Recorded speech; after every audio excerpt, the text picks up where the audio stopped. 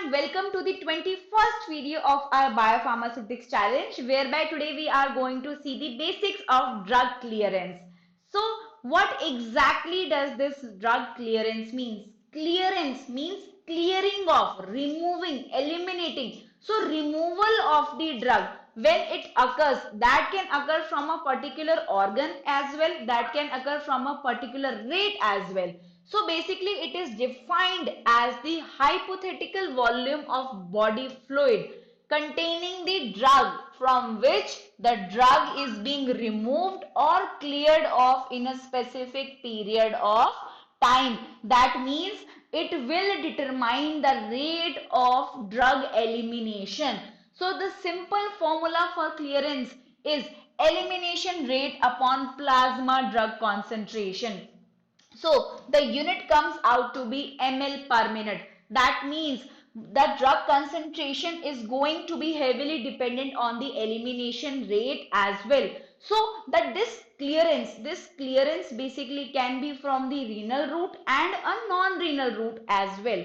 Just like in the drug excretion we have seen, we have several renal routes and non-renal routes. So we have a hepatic clearance or we have a renal route excretion also, right? So it is applied majorly to all organs which are involved in the drug clearance, which involves renal clearance, which involves hepatic clearance, which involves pulmonary and biliary clearance. So once you know all these, you can calculate the total body clearance of the drug as well. Okay, so clearance is nothing more than the elimination of the drug.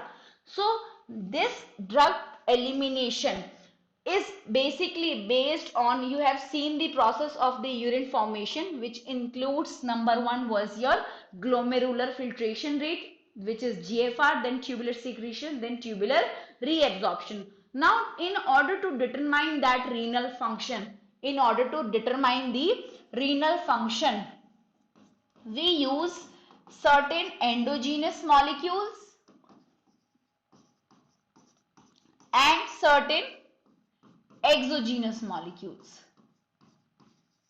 Okay, so for the endogenous, generally we say we determine the creatinine clearance.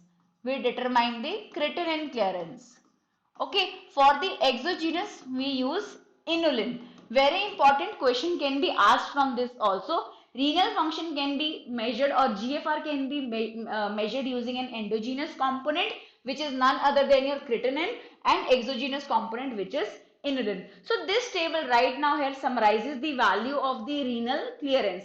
You can see here the renal clearance is mentioned. Here renal clearance ratio, what is the mechanism and what drugs actually follow this. So number one, we have renal clearance as 0. That means the drug is completely filtered and completely reabsorbed after the filtration. So such molecules, for example glucose, such molecules are actually completely reabsorbed. But if they are not, they will indicate condition of diabetes, right? Because of the presence of glucose in the urine.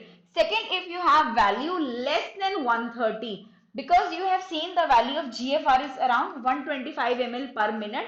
So if it is less than 130, that is below the GFR value, the ratio of the renal clearance is between 0 and 1.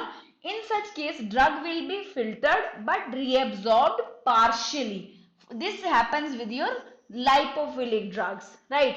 Next, if you are about the GFR, that means the renal clearance ratio is 1. In such case, because the value of GFR is achieved, the drug will be filtered only, and we have two important markers for the determination of the renal function, whereby I have mentioned we have certain endogenous molecules which are creatinine, and exogenous molecules, for example inulin is used. For example, when you go out and get yourself tested for the kidney function, they always give you the creatinine test, right? Creatinine levels are measured because it is an endogenous molecule which is used. Okay, so greater than 130, which means drug will be filtered and actively secreted. This happens with the mostly polar hydrophilic drugs.